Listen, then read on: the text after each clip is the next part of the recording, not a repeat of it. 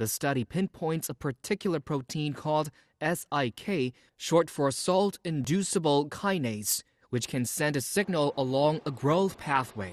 When there is raised glucose levels outside the cells, the pathway will be turned on by the SIK protein. After tumor cells send such signals, they continue to grow in the glucose-rich condition caused by obesity. The connection between cancer and obesity has long been studied.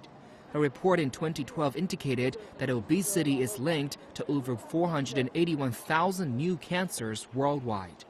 Some leading theories so far suggest that obesity can cause cancer in three main ways: through estrogen, growth factors, and chronic inflammation. There is a very definite link between obesity and certain types of women's cancer, breast cancer and womb cancer.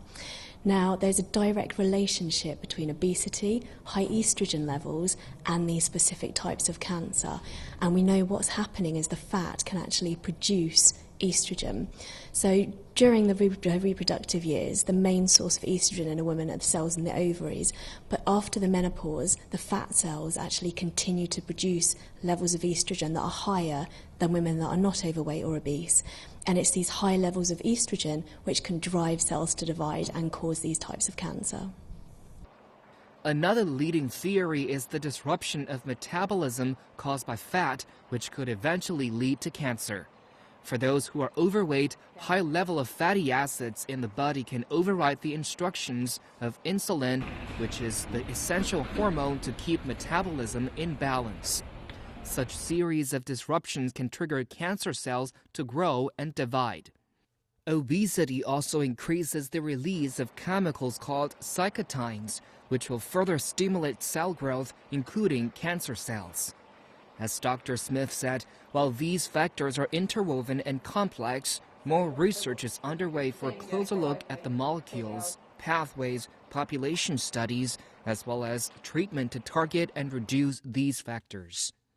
In a recent study, obesity has overtaken smoking as the top preventable cause of cancer death in the United States, contributing to about 20% of the cancer deaths.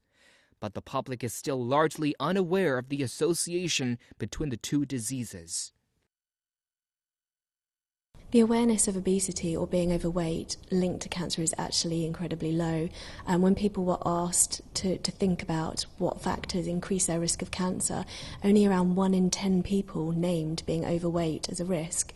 So that shows just how few people, certainly in the UK anyway, understand that link between being overweight, obese and developing cancer. Apart from raising public awareness, Dr. Smith also thinks that more governmental regulations will help put this matter in focus, aiming at improving lifestyle, diet, food consumption, so to not only tackle the obesity problem, but minimize the possibility of its further development into cancer.